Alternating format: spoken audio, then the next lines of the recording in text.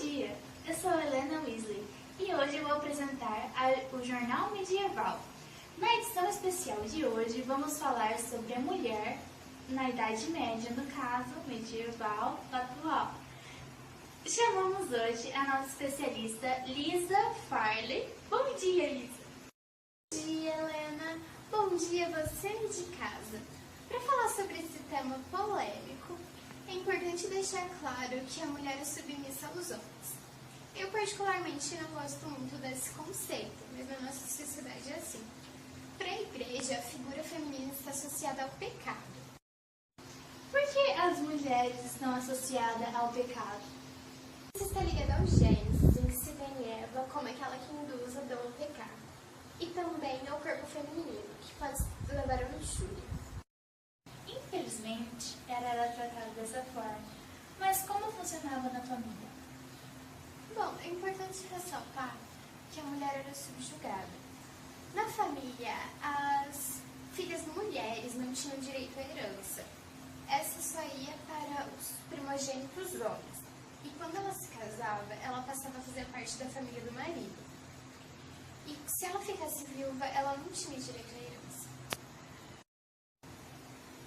A mulher passa a fazer parte da família do marido. Mas e quando ela se casa? Bom, o casamento é apenas um pacto entre duas famílias, onde a mulher é um objeto a ser doado. Ela tem como obrigação ser submissa e obediente, e é vista a partir do referencial do homem, que lhe é superior. Mas a mulher precisa trabalhar. Como isso acontece? Bom, ela não pode aprender a ler ou escrever, ela deve aprender a bordar e afiar. Se ela for pobre, ela pode ter apenas o conhecimento para o trabalho de sobrevivência. Se ela for rica, um conhecimento para supervisionar o trabalho dos criados. Muito obrigada, Lisa, por nos esclarecer as dúvidas sobre a mulher na sociedade medieval. Agora vamos assistir uma matéria sobre o Martelo das Bruxas, que será discutido pelas repórteres Lisa e Catarina Finga. Bom dia! Hoje falaremos sobre um livro que influenciou atos horrendos. Seu nome é Malleus Maleficarium. Ele tem origem no latim, mas a tradução fica como o Martelo das Bruxas. Primeiramente, eu irei fazer uma contextualização histórica sobre o livro. A caça às bruxas teve o seu apogeu no século XVI e XVII, e a Inquisição tinha o objetivo de investigar os casos de heresia. Era regida por um poder central e não possuía tribunais organizados, métodos e julgamentos. Os caçadores de bruxas eram nada mais nada menos do que estados protestantes. Durante o século XVI, quando a caça às bruxas varreu a Europa, nas regiões onde as inquisições eram desenvolvidas, a histeria foi contida. Na Espanha e na Itália, inquisidores treinados investigaram as acusações de sebaf das feiticeiras e torrefação de bebês, e concluíram que aquelas eram infundadas. Em outros lugares, especialmente na Alemanha, tribunais seculares e religiosos queimaram bruxas aos milhares. E agora eu falarei um pouco sobre o livro. Ele foi escrito por dois teólogos e inquisidores dominicanos, Jacob e Henrique. Malleus Maleficarium é um livro do século XV e que foi destinado a identificar e processar as acusadas de bruxaria. Jacob era considerado uma pessoa mariana, que são as pessoas que seguem Virgem Maria, mas apesar disso, seu livro foi considerado muito misógino. O livro foi lançado em 1484 e inicialmente foi prontamente recusado pelo bispo que o encomendou, tendo seus dois autores sido posteriormente excomungados por continuarem o publicando. Com 28 edições, esse volumoso material define as práticas consideradas demoníacas. Ele se torna uma espécie de bíblia da caça às bruxas e teve grande influência sobre as comunidades puritanas nos Estados Unidos, tendo sido utilizado no famoso caso das bruxas de Salem. O prefácio também incluía uma aprovação da Faculdade de Teologia da colônia. Contudo, a universidade o reprovou, declarando-o tanto ilegal quanto antiético. Obrigada por assistirem essa matéria falando sobre um assunto muito polêmico que temos na sociedade medieval. Queria agradecer pela presença da Lisa Farley e a Catarina Finnegan. Até a próxima edição do Jornal Medieval. Tenha um bom dia! Olá, tudo bem? Uma das mais conhecidas personagens da pré-história é a Lucy, a pequena fêmea de Australopithecus datada de 3 milhões de anos e que foi descoberta na Etiópia em 1974. Ela é considerada a primeira mulher da história. Vemos essa referência no filme americano Lucy, estrelado por Scarlett Johansson. Mas quantas vezes você se lembra de ter visto sobre isso nos seus livros do colégio? É muito raro a gente ver as mulheres sendo retratadas com destaque durante a história. Além disso, nós quase não escutamos falar sobre o que elas já sofreram, simplesmente por serem mulheres. Lembra-se do período de caça às bruxas, da peste negra, das catástrofes naturais? A razão que as pessoas encontravam para explicar esses episódios da Idade Média era apenas uma: a culpa é das mulheres. Idiotice, né? E até hoje, em vários países pelo mundo, elas são tratadas com a mesma humilhação e inferioridade. Alguns métodos para isso mudaram, outros não. É realmente muito injusto, eu sei e você também. Por isso, eu, Antônio Bocco, comento com você hoje a respeito de 7 realidades horríveis que a mulher já passou ao longo da história. Número 1. O preço da traição. Durante a Idade Média, existiam práticas terríveis de punição quando uma mulher casada era flagrada traindo seu marido. 2 métodos de tortura eram utilizados para puni-la pelo adultério: o estripador de mama e a gota da angústia. O estripador era utilizado para mutilar os seios da mulher, de forma cruel e dolorosa.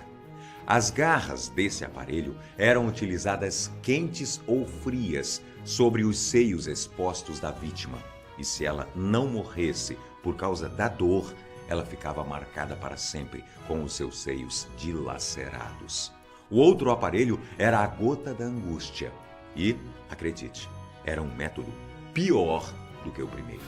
Esse instrumento era inserido em seu órgão genital e o torturador rasgava a pele ao expandir o instrumento ao máximo, mutilando a vítima. Mas não era somente por causa da traição que esse tipo de tortura era realizada. Se a mulher tivesse um aborto espontâneo, por exemplo, ela era punida. As bruxas amaldiçoadas.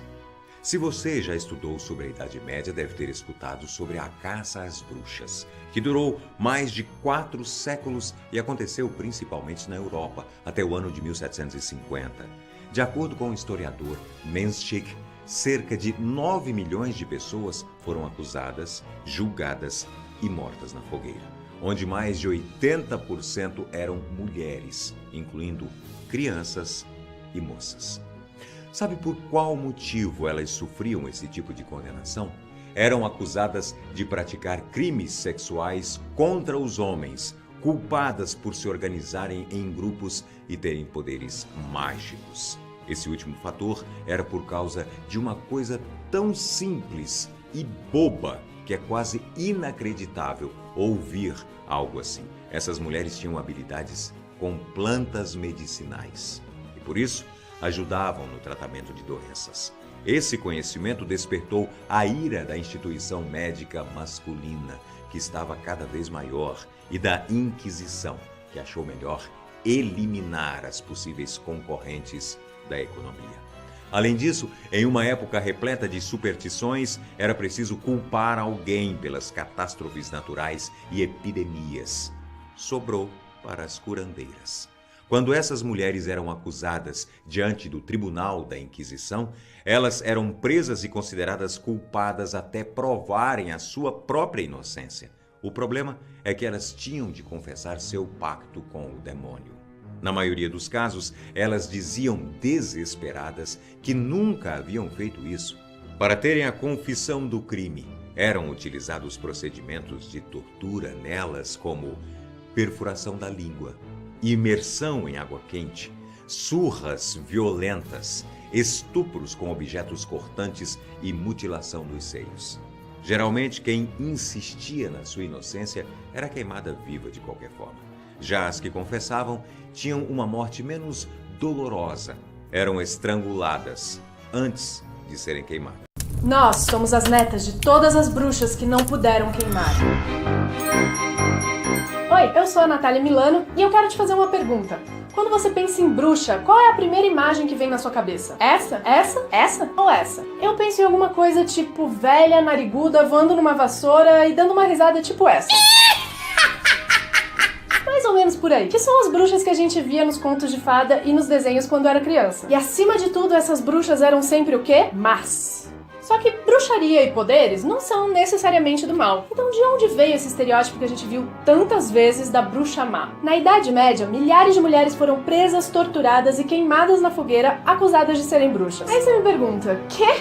Também não sei, gente. Idade Média, né? As pessoas achavam que a Terra era quadrada. Foi nessa época que as bruxas ganharam esse caráter maligno. Mas bruxas e magia não existe de verdade. Pelo menos até onde eu sei. Wingardium Leviosa! Então eu me pergunto, que características davam margem para que uma mulher fosse acusada de ser bruxa? Eu encontrei algumas respostas, mas cuidado, elas são assustadoramente misóginas. Características típicas das bruxas: mulheres libidinosas e pervertidas, perigosas devido à sua suposta instabilidade sexual, tal como quando ficam excitadas. Também pelos poderes do sangue menstrual, faziam pacto com o diabo para ganhar poderes para lidar com a infertilidade. Copulavam com o diabo. E por fim, a definição mais exata que eu encontrei: bruxas eram, na maioria das vezes, caracterizadas como mulheres. Por esses motivos que vocês acabaram de ouvir, milhares de mulheres foram assassinadas num grande genocídio de gênero, um generocídio, que durou milhares de anos. Todas as características típicas do feminino, como a ciclicidade, a menstruação, a fertilidade, capacidades intuitivas, quando não eram compreendidas pelo homem, eram consideradas erradas e, consequentemente, deveriam ser eliminadas. A caça às bruxas foi a solução que os homens da igreja encontraram para controlar o comportamento, a sexualidade e a espiritualidade das mulheres. E as que ousaram viver de acordo com a sua natureza e os seus ideais foram mortas por homens, caso não tivesse ficado claro. E aí, as bruxas passaram a ser a pior coisa da face da Terra. Tudo de pior que uma mulher podia ser. Sua bruxa! Então é natural que nos contos de fada, que são histórias muito antigas, bruxas fossem mulheres más. Contos de fadas esses que muitas vezes usavam a figura da bruxa para reforçar ideias machistas, como a competição entre as mulheres. A Rainha Má, por exemplo, ela tem inveja da beleza da Branca de Neve, que é mais bonita do que ela, e isso é inadmissível pra Rainha Má, porque ela quer ser a mais bonita de todas, e por isso ela manda matar a Branca de Neve. Gente, olha o tipo de história que a gente colocava pras meninas assistirem. Tá na cara que foi escrito por um homem, né?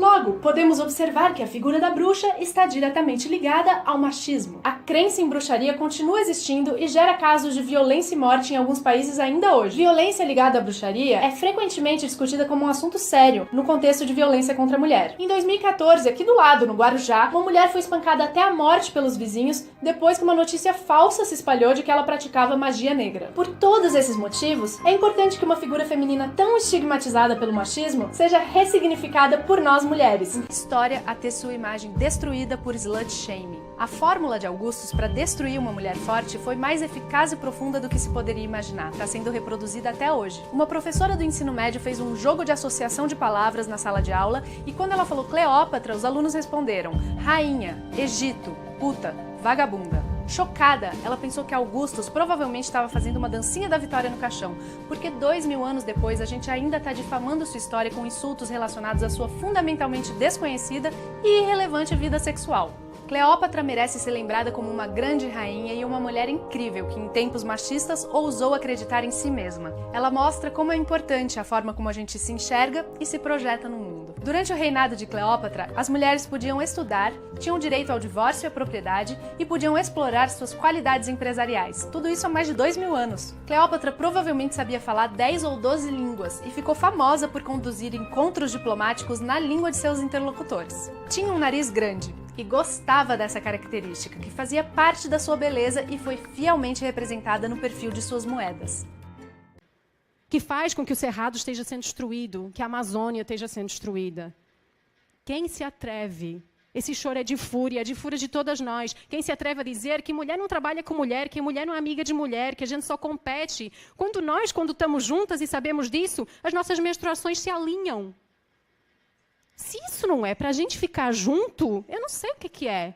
E quem se atreve a condenar e apontar o dedo para os úteros onde nasceram todas as mulheres e todos os homens? Enquanto a gente não fizer as pazes com a natureza, com os ciclos, com o nosso corpo, com o feminino que existe dentro de todos nós, essa foi a primeira divisão que aconteceu. A gente não vai conseguir ultrapassar mais nenhuma das separações. E isso também era um choro, além de ser de fúria, era um choro de esperança. Pelos filhos que eu ainda vou gerar, pelas mães, para que todas as mães no futuro não precisem de passar pelo medo que a minha mãe passava cada vez que eu queria sair com os meus amigos e ela tinha medo que acontecesse alguma coisa comigo, simplesmente porque eu sou mulher. É um grito de esperança e é um choro de esperança para que a minha afilhada com 6 anos e a irmãzinha dela com 4 anos continuem dizendo, como elas já dizem hoje, eu sei que eu sou muito forte por dentro. Mesmo que eu não consiga subir naquela árvore, Mônica, eu sou muito forte por dentro. É um grito de esperança, é um choro de esperança para que todas as meninas, para que todas as mulheres, para que todas nós saibamos que a Terra é uma mulher e o nosso útero é o universo. E que a gente se sinta muito privilegiada. Tinha grande chance da gente sair sem um útero e a gente nasceu com um. Tinha grande chance da gente não poder gerar vida e a gente pode. Então que a gente se sinta muito privilegiada pelo poder que a gente tem, pela potência que a gente é, pela beleza que diz por dentro da gente. Então, esse choro é para mim, é para todas vocês, é para toda a humanidade, que a gente possa transformar essa verdade e recriar uma verdade nova para o que é o feminino e é o que é na Terra nesse mundo. Muito obrigada.